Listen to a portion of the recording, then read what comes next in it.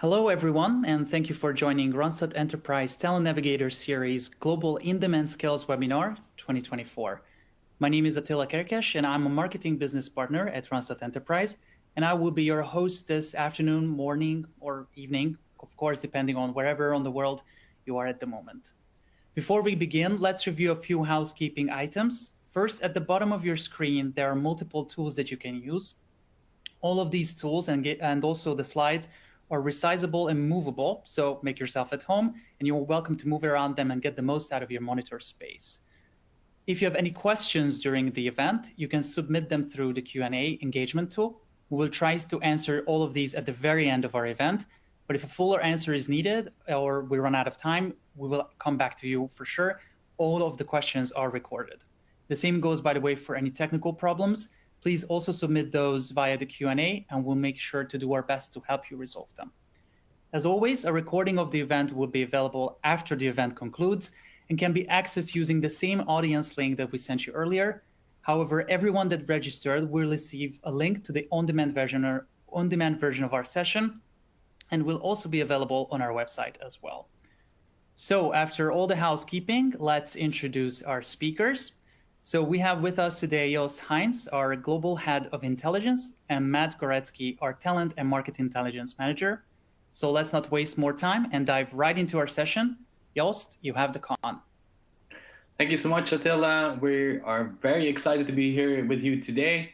We're very excited to show our research, and we thought, what is the best way of starting with that by going in and diving deep in and get your brain moving on all the things that we found. So we thought maybe it's good to start first with a couple of questions that we have for you to start getting into the right mindset of things that we found very interesting results from our research. So my first question that I have is, where do you think, if you want to hire anywhere in the world, junior female AI talent, what would be the best place for that? So give that a moment to think about. What do you think? What are your ideas of what could be that best location? And I'll share it in a minute, because it surprised us a little bit, because it is in fact APAC, and specifically if you zoom into APAC, then it is in Australia and in India, where you see the best mix of junior AI talent with the best mix between male and female. Now, in general, you see that about 1 in 5 of the overall AI talent is female, so that is not very balanced. But at least in India and in Australia, you see a little bit better balance. The next question to kind of get your brain moving on this topic is, where do you think, in which countries do you think do employers offer the most remote jobs? So give it a second to think about what area of the world would you expect has adopted remote work the most. And like I said, again, for us, this was a bit of a surprise, because it is actually in the countries that are the first movers in the SSE space. So Poland, Hungary, Czechia, those are the countries that currently offer in their job ads the best remote opportunities. And Matt later on will go into more detail on how that matches with talent, their wishes and desires. But I thought it was an interesting one to think of, because it was not necessarily the place where we had expected to see the most remote options.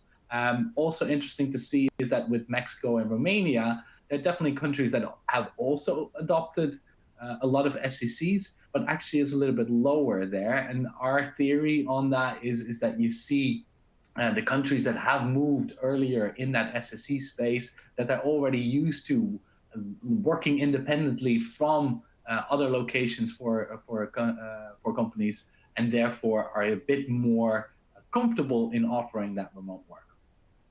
Then last but not least, of course, this is the in-demand skills research. What do you think is the most difficult skill cluster to hire for? So what skill cluster do you think has the fiercest competition when it comes to finding this talent? And again, if you would have asked me up front, I would have put AI really high up there, but it was actually audit and compliance that had the highest job vacancy rate, so the highest of unfilled jobs, and therefore the most complex or fiercest competition to hire those skills. So this is one of the few tidbits that we found in our research that we're very happy to share with you today. And we today will walk you through a couple of things. First of all, we want to walk you through what is the in-demand skills report. So what have we looked at? What scope is it? So that you get a good feeling of what you can find in the report and how you can use it. Then, second of all, Matt will talk you through what are our key findings. There are a couple of things when you look at this amount of data that is interesting and that can help inform you to take the best course of action when it comes to securing this type of talent for your organization. And last, but definitely not least, Matt is going to walk you through a couple of really practical examples on how you can use our interactive dashboard. So a couple of things that you might wonder, how does it work? And you can actually go in, use a dashboard, and slice and dice the data in such a way that it will answer your questions. So with that said, I want to move on to the first topic. So what is the skills, in-demand skills report? Well, it is our research that we've done in 23 different markets across the globe, where we looked at more than 130 million talent profiles in these in-demand skills clusters. And when I talk about skill clusters, these are not just individual skills. Every skill cluster is made up out of multiple skills. And in total, we have looked at more than 70 different skills. And also, we have looked at 5 million job ads to really understand what is the dynamic in these in-demand skill clusters, to understand how can you, as a company, make sure that you secure this talent that almost every company is looking for in the best way possible. Also, what is new this year and that we're quite proud of is that we have a for you available interactive dashboard on our website. We thought we have so much data. It is probably the best way to unlock that for you by allowing yourselves to move around on the dashboard and filter in ways that you want. Now, what are those skill clusters that I was talking about? A lot of these are probably not surprising to you. You probably have seen this. You probably recognize that these are skill clusters that every company is looking for, and especially with grading populations in a lot of countries across the globe are relatively hard to recruit for, or are very popular at this moment and are very impactful for companies going forward. Of course, AI and automation is up there, but maybe more surprisingly is that customer service is there. When we look at customer service, we still see that there is a very high demand for this type of roles, and we don't see enough candidates in the market. So that's why it also made this year our list. I would be very interested to see if it also is on the list for next year. Because it is one of those areas where we expect that automation, especially through large language models, can impact the labor market quite a bit. But if we look at the market right now, we still see that there's quite fierce competition for the skills in that skill cluster. To have a better understanding of these skill clusters, we put on a couple of different lenses and we look at different dimensions at these skills.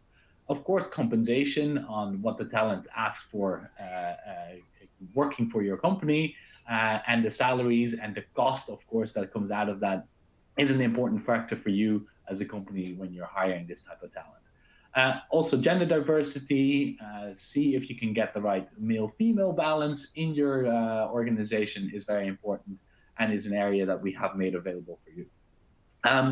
Remote and hybrid working, I find it a very interesting topic. When you see currently the news and the return to office that is required from a lot of companies, and on the other hand, the wishes and desires from talent, it is a very interesting element to keep in mind when you think about your proposition to this type of talent. Then I'll go a little bit further into the skills and motivations after this, but that is an aspect that I think is more and more important, especially if you think about in-demand skills. How can you upskill, reskill, and how can you approach this way with our model of thinking around skills? And obviously, we need to talk about supply and demand of the skills. Next up, one thing that I am quite passionate about, and that is our human potential model. In our human potential model, we distinguish between different types of skills. We think that if you look at a job ad, it doesn't always reflect what person you're actually looking for. We often forget about the core skills that somebody has. What are the skills that really makes a person a person? In many job ads, if you look at them and you dissect them and you look at what skills they're looking for, they're often looking at what we call learned skills. These are the skills that you can learn based on the World Economic Forum, at least, within 6 months. And if you combine that with motivations and aspirations, you have a full view of what kind of people you are actually looking for. And I often think that if you combine core skills and the right motivations and aspirations, you can basically pick up any skill. But still, if we look at the job ads, most companies are looking for those learned skills. And I hope that this is a little bit of a call to action as well, to use our research and start thinking about skills in a slightly different way, especially in those high in-demand skill clusters, because it is an opportunity to weigh out, to actually find talent that has the right core skills, that have the right personalities, and of course the right motivations to work on the work that they're really excited about. So with that said, a quick summary of what you can expect in our research, which you hopefully have already seen, but good to realize that we not only have the interactive dashboard on our website, but we also have an executive summary in which we highlight all the trends that we see come out of our research of the more than 130 million talent profiles in these clusters that we have analyzed, and the over the 5 million job ads that we have analyzed as well.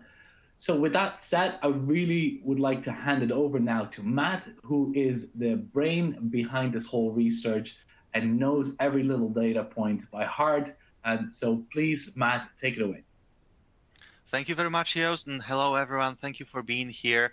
I'll be very glad to take you through the executive summary of ours, and at the end of the session, take you through the actual dashboard and show you some of the practical examples and the practical use of the data that you can really cross-reference in many, many different ways based on your actual needs. So let's start with a little bit of a housekeeping item, some definitions. And Joost did an introduction in terms of different skill levels, skill clusters. I really want to highlight that whenever we'll be talking about the supply, we'll be referencing the talent that basically have the matching skills for either the particular skill cluster or one of the sub skills that are basically the building blocks for the skill clusters. Now, in terms of the demand, we're effectively referring the advertisement and how it has been really done is we extracted different keywords, phrases, and elements from the advertisement to build up the numbers behind the demand pool. Now, I would say the most frequently asked question, JVR, job vacancy rate, which is a metric used by say multiple institutions. One of those being like European Union Committee, is basically a measure that defines the complexity of hiring. It's a balance of both of those things, supply and demand, and what it really tells you is how hard is it to really hire the talent on the particular market. And it can be applied to different levels, the whole skill cluster, or each individual sub-skill. With that in mind, 1% is being the normal market state. So anything above that makes the market a little bit more complex. Moving to the actual findings and the executive summary, I really want to highlight how those skill clusters are actually being rated in terms of the global complexity. And out of the interesting facts, as you mentioned, AI and automation isn't actually the first one, at least in terms of the overall skill cluster composition. It's audit and compliance. I really want to show you how that really looks in terms of the different countries, and also give you a little bit of a background on why that might be, right? We've seen a lot of changes in regulations lately.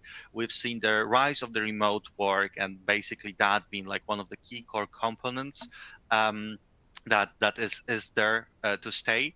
We've seen a lot of regulations regarding the green economy and elements tied to that. You can actually see that specialists in those areas are more and more needed, and they're not really that abundant, right? There's not that much talent that deals with this kind of topics. Therefore, they are being elevated in the first place. Now, a couple of things you have to keep in mind when thinking about the JVR. On a skill cluster level, which are those high-level categories, we combine multiple sub-skills that go into this. And it changes depending on where you go in terms of the geographic location. As you can see, Singapore is actually the most complex country to hire this talent in. What that means is there's a lot of demand and not that much talent that can fulfill this demand. And the second country on the line is US. Then we have the German. So obviously, from this very perspective, you can see that this will change depending on the skill cluster, depending on a specific skill set as well. And this is the I would say, go-to point whenever you are looking to define some of your recruitment strategies, or really go to directions for where I might actually get those people, which country I might use for outsourcing talent, where it will be easier to open the specific center. Now, when we actually look at the right-hand side of the slide, you can see how this spreads on the individual skill levels. And none of those, in fact, like no robotics or natural language processing, is part of the audit and compliance skill cluster. However, you see on a skill level, individual skill level, those are the highest, most complex to hire skills. So AI still gets there in some way, but whenever it comes to those complex tasks, that's what actually takes the lead on a global level. Now, to the next topic, as a, I would say, overlapping theme, Singapore and US are two countries in general across all the skill clusters that are most complex to hiring. You will find that the US, Singapore are pretty much always in the territory of really hard, really complex, really challenging to hire. And then when we look at a little bit less complex countries, you can definitely see Spain there, India, even Sweden and Norway, which in normal, I would say, normally I would say haven't been considered easy markets, but at the same time, whenever we look at the current demand on those markets, they're not really creating that much of a challenge as some of the other markets that you can see across the research. And one more interesting fact from the perspective of the seniority. Whenever it comes to hiring the talent in countries, in the Western countries, what you would certainly see is a little bit of a difference in terms of the senior talent proportions to the overall population of the skill cluster. So what that means, whenever you look at the JVR levels, hiring complexity levels, countries like US don't have that much of a difference in terms of how hard, how complex is it to hire this talent when I actually want to have certain threshold of experience. What, however, comes to be quite interesting, especially in the AI example that's been there on the slide, is like India, for example, whenever you take the baseline of the AI and automation being 1.6, which is really low, and you actually try to look only for the senior talent, the actual complexity increases 4 times. And so what you can really tell, in absolute numbers, there's still a lot of talent there. There's not that much demand, but if there is, it's mostly dedicated towards the senior talent, right? So you would actually see how this changes from the West to the East, and you can actually expect more senior talent to be present in the Western countries, but also the competition to be much fiercer. And with that, I'll move to the second part of it, which we also perceive extremely interesting from the skills level, which is directly like this is something that many of you would call soft skills. We use the core skills as was the phrase to define those. And there's a couple of themes that are aligned with the core skills that are also not only persisting from the last year, but also some of the emerging trends we can see. First of all, general raise of interest of employers in emotional intelligence and learning, sort of reskilling, have been one of the key growth elements when it comes to what we're really publishing in terms of the advertisement, what's out there, how employers are looking for the employees. This is one of those factors that is certainly connected to some of the, I would say, the global events, those that I did mention, like, again, the globalization, like the rise of certain things within the green economy, or AI, in particular, things related to ethics of AI, etc. And this is very well recognized by employers, but employees don't necessarily use that indication on their profiles. They don't build and structure their CVs in a way that you could actually tell that some of those soft skills, core skills, are the strong suit of the candidates, which is really important to think of whenever going through the candidates assessment or just generally reviewing the markets. This can also differ depending on the culture and geography, right? We can see some of the geographies being much stronger in different areas of soft skills because it's just culturally aligned to sort of emphasize that and go towards this direction. Now, whenever we move a little bit further, you can also see some persisting themes from the last year. In this particular example, the ownership and the drive, which is super important when it comes to the remote work, like this sense of ownership that I have this particular task, I will see that from the start to the end, is one of the things that kind of keeps reappearing basically since we went into this remote working modus. Right, so employers definitely value that and want their employers to have this. And one of the things that I did mention to some extent already, which is specifically around the discrepancies for the employees and employers in terms of how they structure those elements tied to their CVs versus what job descriptions are really expecting. So what I really want you to take away with this point is that the element of assessment of the elements, like the core skills, might actually prove a little bit more important because you might not necessarily be able to immediately see that, especially if you're using some software like AI software that potentially helps you match the candidates with the right skills on the job, right? You would very rarely pick the soft skills in the way they are. So that's something you definitely have to pay attention to because they're quite well hidden. Now, with that, we'll move to one of the hottest topics in general in terms of the current work landscape. There's a lot of opinions on what companies should do. There's some certain strong drives from different different regions as well. And one of the things we can see with the remote and hybrid adoption is that those historically SSC countries are really having the highest share of remote opportunities, both actually remote and hybrid. And what that really tells us is that countries that previously established centers in a specific city and were drawing the talent to this city, by embracing the remote work, are actually trying to get the talent from the whole country, making it much more flexible hiring and giving them much more options to do so, right? So basically the SSC countries are sort of doubling down on this phenomenon of remote work. And the further west we go, we actually can see that countries like Netherlands, that also because of the sort of geography and the size of the country, but the share of the remote work would be relatively small, but then the hybrid work becomes much more relevant, right? And you would see this aspect across most of the Western economies, so less remote and more hybrid. And with that in mind, I just really want to put that out there that the general share of the remote work across whole markets have been dropping. Not significantly, but has been dropping since the pandemics. But for the skills that we have in here that are niche and that are to remain niche, at least for foreseeable period of time, those shares are actually still high, well, and healthy, so to put it. And also the fact that has been mentioned already, APAC countries don't see that much of a remote adoption, right? You wouldn't see that much of an advertisement being dedicated towards remote talent. You wouldn't see that being extremely common practice, but it's still out there in the shares that I would say are quite substantial to consider whenever it comes to the hiring strategies. So something you really have to think of. And the part that I did to some extent cover, the more niche you go, right? So whenever you go into areas of automation and AI, even the audit and compliance, the higher the percentage of the remote options is there. Because as I've mentioned, whenever you can't find talent locally, you try to pursue the other options. And I really want to contradict that with the next slide, which is part of our work monitor research, which portrays, like as in demand portrays the employers, the work monitor portrays the employees' perception. And as you can see, remote work became such a strong aspect of the day-to-day work life that 37% of employees wouldn't accept the job if they haven't been provided with the flexible work location.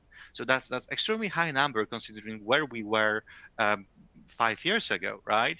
And this is the overall flexibility generally translates a little bit to the new generation joining the workforce. Obviously, I don't think any of you is surprised that things like my personal life is more important, or I would quit my job if if that will be affecting my my personal life, are relatively high. I would say they're actually relatively low if you look at this on the importance of those aspects. But at the same time, the further we go with the new gen joining the market, Gen Z, you can actually see that those themes are being more strongly emphasized by them, right? The work-life balance is an important thing. I want more flexibility. This is something that you really have to pay attention to whenever thinking of the composition of your workforce. I really want to touch base in terms of like mention the flexibility, and I really want to go through the elements that are tied to how employees are actually acting on those markets. What sort of risk do you have when going to the APAC or the North America regions in terms of will the talent stay with me? How often are they looking for jobs? So one of the things I really want to highlight is that whenever we go to APAC, countries like India, Malaysia, you can see there's relatively high share of talent that's permanently actively engaged in sort of job search opportunities, right? This is all over 40%. You would see tons of candidates just being out there on the market waiting for better opportunity. And that not only has to do with the actual remunerations and the sort of impact of things like the raising inflation on I need better remuneration, right? I need to find better opportunity for myself, but it's also about just being open to the development and the growth. So some of the things we really have to pay attention to. Now, whenever we go a little bit west, right, you can see that countries like Czechia, like UK, Norway, all of those countries are effectively below the average, and the levels of stability are slightly different. And you can attribute that to many things, like the regulations, first of all, are different in this part of the globe.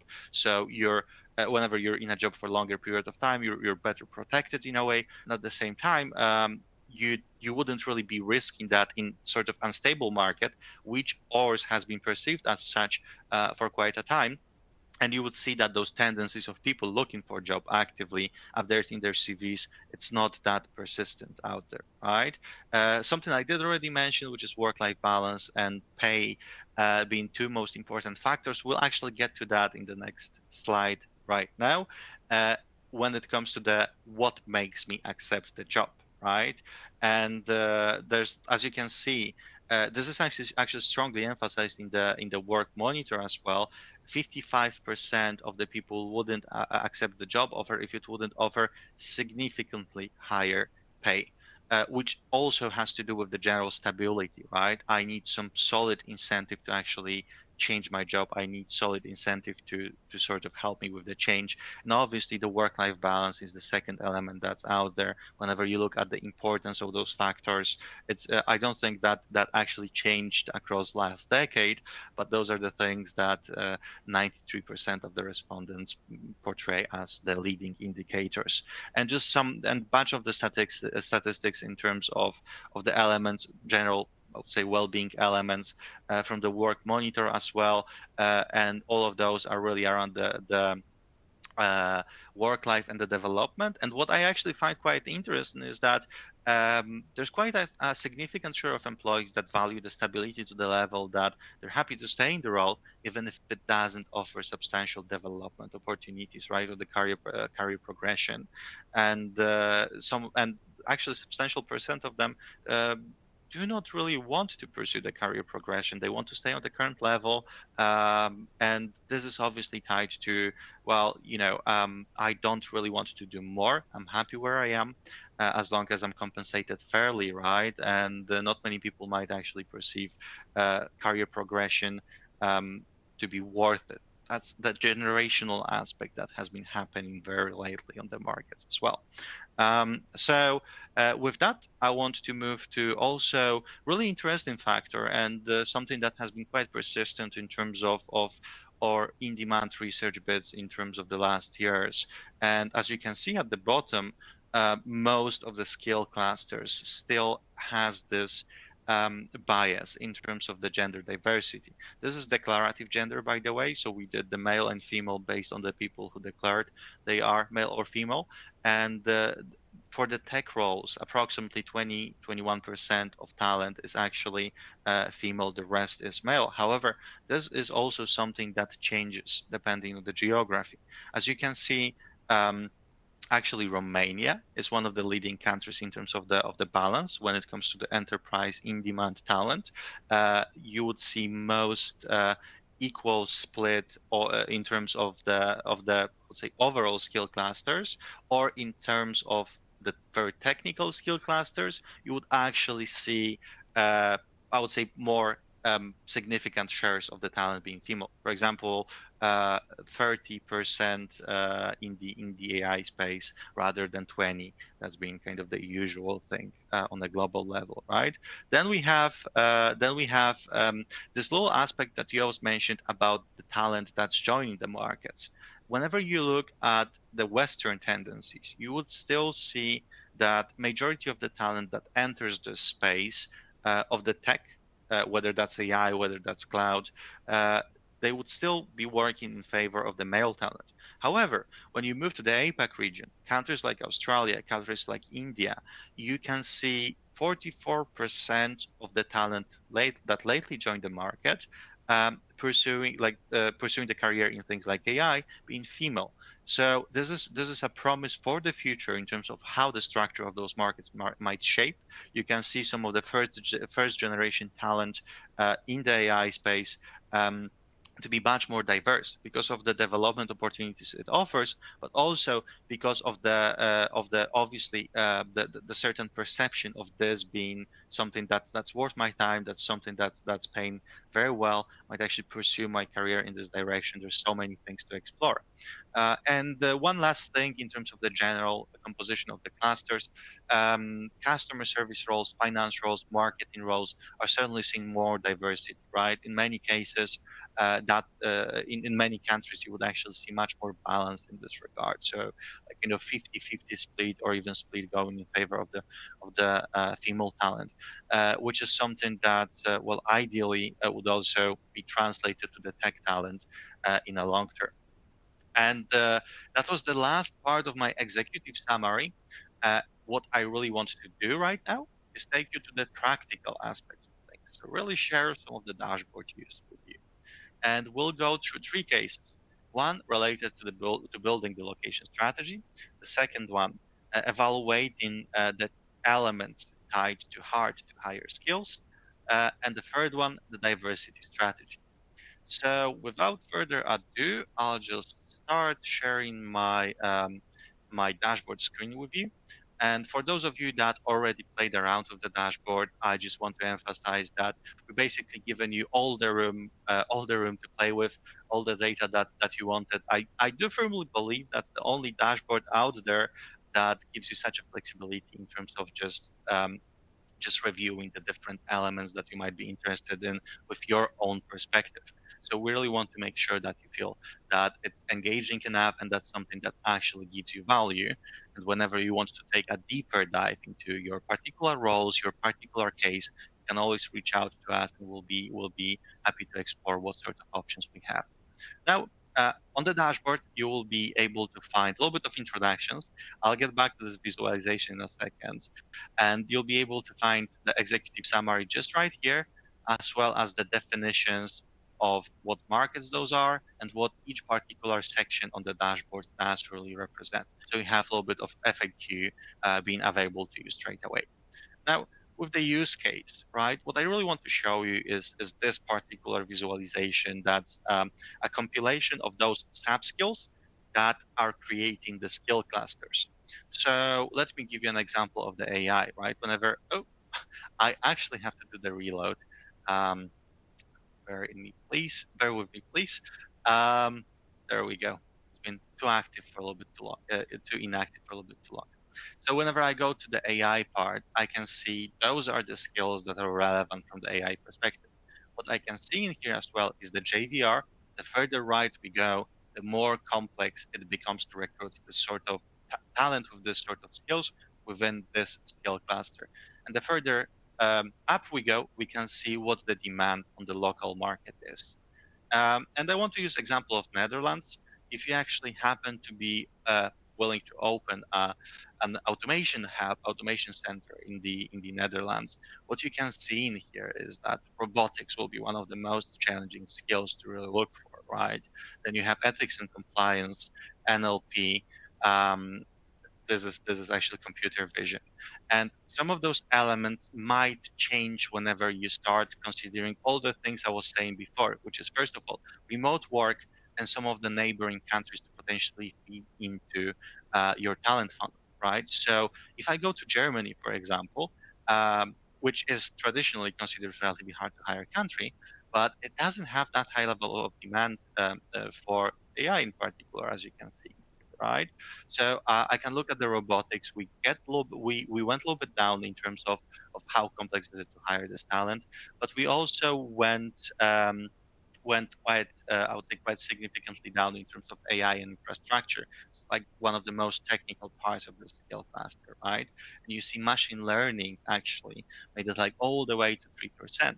So this is some of the bits that you can use exploring the neighboring countries, and you can build your strategies whenever it comes to the high level strategies of planning, where you should be or what location might actually be good for such a center, or whenever your talent acquisition team might need some hints in terms of where it will be easier to find the talent I'm really looking after, right? So as you can see, you can just click through any of those countries. All those elements are moving around, indicating, well, I might have easier time going to Romania trying to recruit like the computer vision talent, this sort of things. And I'll move to the AI skill cluster with this top button in here to show you a little bit of the second case representation, which is specifically understanding the composition of skills and understanding what I might actually do to be able to acquire this talent better. So first of all, according to the model that Joost shared with you, the core skills, sub skills, motivations are the building blocks of each of those skill clusters. So something you really should be paying attention to is, again, what are motivations of my talent, right? There's I would say something that's very specific to me in a way, but I would definitely be more inclined to hire the talent that has strong predispositions and motivations to work in the role. Uh, Only then that has strong uh, actual hard skills um, to basically perform the job. Right, all those things are really important, and I think we don't put enough emphasis on understanding those core skills and motivations whenever we're looking for talent. And with that, you can actually see the composition of what we're looking at and go through a couple of elements that the dashboard enables you to. First of all, with the example of Netherlands I used before, you can actually filter through the different countries. Well, in this case, you can zoom in and look how much talent you have in this particular country within the skill cluster. Now, the skill cluster data is a combination of things, right? It can be added to the individual skills, but if I'm interested in those skills on an individual level, just to do like a little bit more detailed dive for what I'm looking to hire on a functional level, I might also see that from this place, right? I can see how many people knows each of those skills and what I will eventually find quite hard to acquire. And I think it's quite interesting bit as well that there's a lot of people that effectively, actually Netherlands is quite special in here, not having automation tools and programs on the top, but there's quite a lot of skills that are kind of tied to the AI by just people using different platforms. But things like AI and infrastructure, for example, are the most technical bits of of the skill cluster, right? Whenever you look at the global level, you see there's only just below 50,000 people that do this kind of thing. Whenever it comes to automation platforms, it's almost a million people, right? And you can see that talent availability from different countries' perspective here as well, alongside the active talent. Something that's tied to the job hopping I did mention. This is basically based on people that have updated their CVs, profiles, or just purely stated they're looking for work. So this is the talent that will be on your first line of contact. This is the talent that will be applying to your job description, job advertisements. This is the talent that you might expect to respond quicker and basically actively talk to you whenever you're looking for them for particular skills in the market. And you can also find the information about the split of the contract work. Uh, uh, Preferences versus the perm, what candidates really do want, what's the composition of each of the markets from the skill level. Now, what's interesting, and by the way, I just want to highlight that very quickly. There are some top level findings for each of the skill cluster that you can read through in terms of what this skill cluster is really. What's the differentiation of this skill cluster on a global level? It's a very quick snapshot, but something that you might actually find interesting if you're into the global recruitment market game. Um, Next thing I really want to show you that's also tied to understanding the complexity of talent and the talent skills are the skills demand. So the advertisement, right? How do you go about it? Whenever we look at the complexity of hiring, I did mention Netherlands as a starting point, right? Those numbers at the top represent the number of jobs um, being posted out there, being live, the number of jobs that are asking for the AI and automation talent or the talent that matches this skill cluster. Um, this you can't really add that to get the number on the top. This is the split of the individual skills presence across all the adverts on the market. So what it really tells you is how frequently each of those skills is being asked for. This is sort of a temperature of the functional skill sets on the market. And what it does, what we have on the right hand side is this complexity of hiring. As you can see, AI is being relatively hard to hire in Netherlands, right? And I got robotics on the top, machine learning at the bottom. That which, by the way, the 2.7 is still relatively complex to hire. It is just the number, so sort of the lowest comparatively, right? So whenever I did mention some of the examples of different countries I might go to, um, there we go. Germany overall doesn't have that much demand comparatively to the talent that is in there. So the overall demand for talent is just shy of 2%. So you might actually have easier time recruiting people from Germany to support the Netherlands talent pool, or in comparison, you might actually have easier time getting people for like computer vision from Poland, even though the overall ratio is much higher for the whole skill class, right? So whenever it comes to recruiting only in Poland, you would find that relatively harder based on the talent availability. But some of those individual skill sets you can cross-reference with the different countries.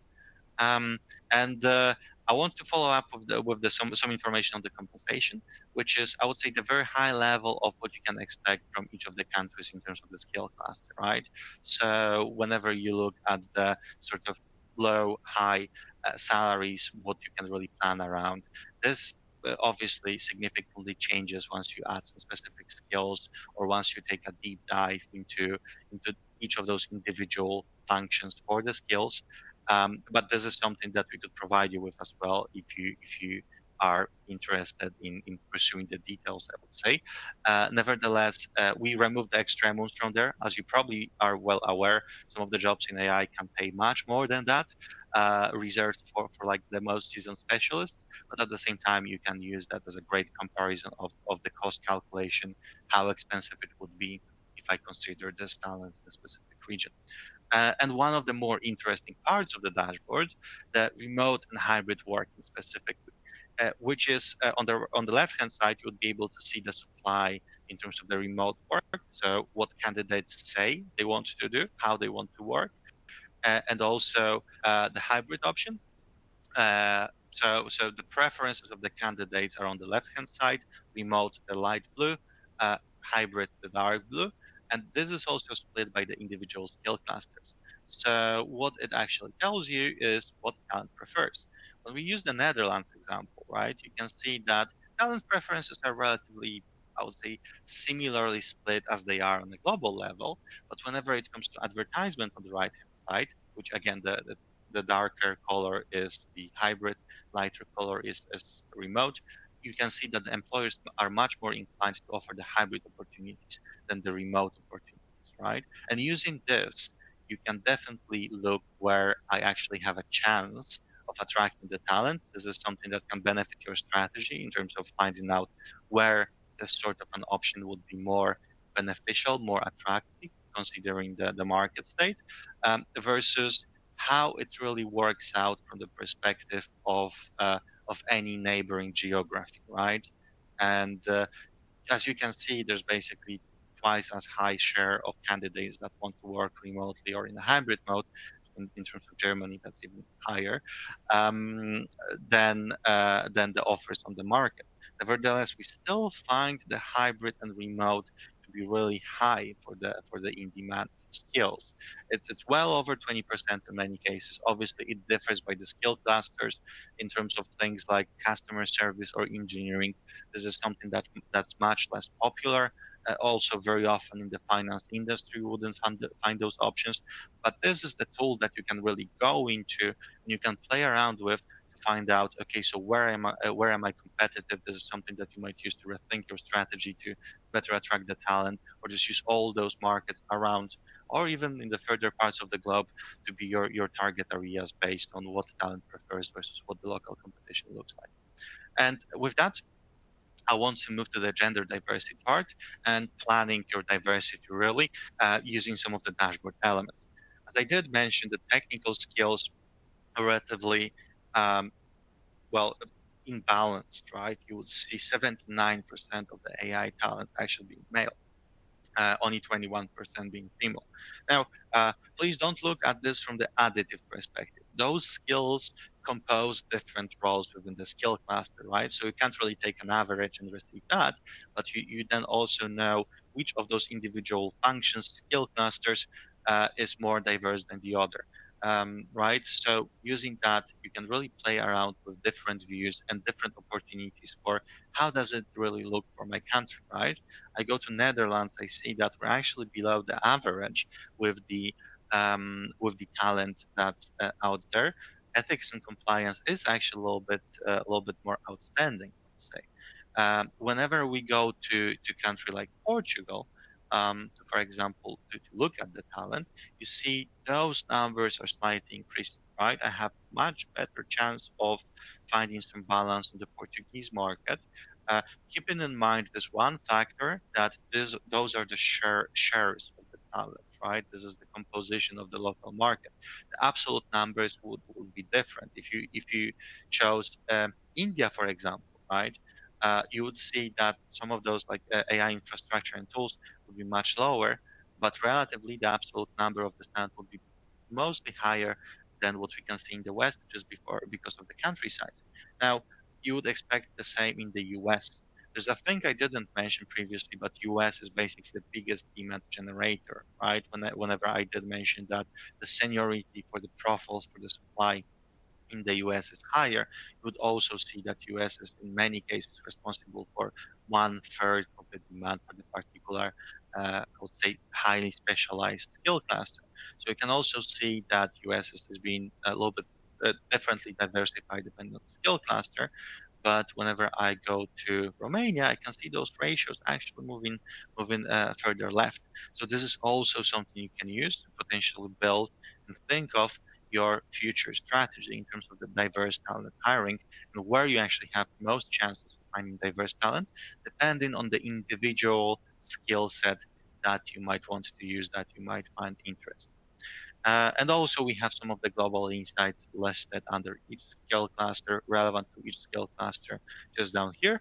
And with that, I'll just tell you that whenever you'll find any of this data interesting and you would like another depth of the information that you didn't find on the dashboard, you want to go to your very specific case down to like a role level or some strategic advisor would be needed on your end. That's pretty much where you can actually click and request to contact us. And with that, I'll pass the voice back to Attila for our Q&A session. So thank you very much, everyone. And yeah, hear you in a minute. Thank you, Joost, and thank you, Matt, to both of you. Great insights shared, and I think we learned a lot and also created hopefully some appetite for the report, as well as this brand new dashboard that the team created. Great job, everyone. So first, thanks to all the questions that you guys submitted through the chat. We tried to answer those as well as we were going. Also, we received some questions via the Q&A. And looking at those, I think I will go with the first one to you, Joost, which is that, given the recent investment into green and sustainability initiatives in the US as well as in the EU, how do you see that? Is this more of an obstacle in terms of talent scarcity, or maybe more of an opportunity to retain more talent for companies? Yeah, I think in general, it's interesting to see what happens at a macroeconomic level. Even now, at moments where the economy is slowing down a little bit, you still see sustained talent scarcity. It's not at the same levels as it was last year, but it's still much tougher markets than it was a couple of years back. And especially in areas of high investment. We have done some research recently in around green jobs. You see that the investments are really outpacing in how fast people actually transition in these sectors. So I really expect that this is going to be a problem for the energy transition, and that there might now be more money available for the energy transition, but the actual talent is going to be an obstacle. And you see that in different areas, such as retrofitting houses and insulation, installing heat pumps, till like also the supporting functions or the engineering functions. So it's throughout the whole type of skills in any organization that works in these areas that you can foresee scarcity. You just have to look at the numbers of like how fast the adoption of solar is going right now. You can imagine that it's going to be very hard to reskill, upskill, or draw in talent from other sectors to actually deliver all the targets to meet the energy transition goals. Great, thank you, Joost. And then I would go with my second question that we received to you, Matt. And well, it says that if you were an executive HR leader that is about to create a long-term talent strategy, what would be the two key elements that all companies should include, in your opinion, if they want to future-proof themselves? Right. No, that's really interesting one. Thank you. And a good one for the fact. I think from the perspective of where we are right now and how the global market is changing, right? The whole transition to remote would certainly be one of my priority list tasks in terms of making sure that I can leverage the talent from different geographies to fight the short-term talent scarcity. I'm truly becoming a global organization, and I'm able to leverage what's out there, right? Besides the particular small area of focus that it sort of feels like we've been there a couple of years ago. So that's my number one. For the number two, I would say with how quickly the technology is evolving, the whole spectrum of things that happened with popularization of things like ChatGPT, I'll definitely focus on making sure that the talent in my company has ability to pursue the growth in those areas, whether it comes to development of, hey, I want to change the role into something more technical. I want to be given an option of doing so, and evaluating those core skills behind and motivations, right? So leveraging those things that are not that obvious to really build strong and future-proof talent pool. So that would be my answer. Thank you, Matt. We just received also just a second ago another question. Is more from a technical point of view from the research, that whether we plan to maintain and update this research over time. And I think I can answer that definitely. So this is an annual research. Dashboard is new, it's the first time that we did this year. But yes, definitely you can count on that we will keep this report live and release a new version of that at least every year. Yeah, Good. and also good. Maybe we're keen to hear your feedback on that as well. Like we're interested to see if you find it useful. So if you have any tips for our next iteration, we're also keen to hear that. Absolutely. Thank you, Joost. That's a great shout out. So that was it for the research in the dashboard as a preview. So of course, we would love to have you guys download and take a look at the dashboard in full. So if you take a look at or take out your camera and scan this QR code, this will lead you to right to the dashboards page, where after registration, you will be able to take a look at yourself. And just as Matt was presenting it to us, you can play around with it, see what the data says about different roles, different regions, etc. Excuse me. And also on the website, of course, you can download the report as well. It's a lengthy one, but with lots of great insights and very valuable data. And there is additional thing that on the website of the dashboard, there is also a chance for you to request a consultation of your own with the market intelligence team. So if you go to the website and maybe after playing around with the tool or taking a look at the research, you still have questions unanswered, we'd love to hear from you. And you can book personalized session of yours via the dashboard. You can send us a message. So I think that would be it for today. So thank you so much, first of all, to our speakers, but of course to our audience as well. Really appreciate your time and also the insights shared. And thank you for joining us once again. We hope to see you guys very soon, and also all of our audience members very soon in one of our future sessions. We wish you all a lovely rest of your day and hope to see you soon. Thank you very much. Thank you very much, everyone. Thank you for being here with us today.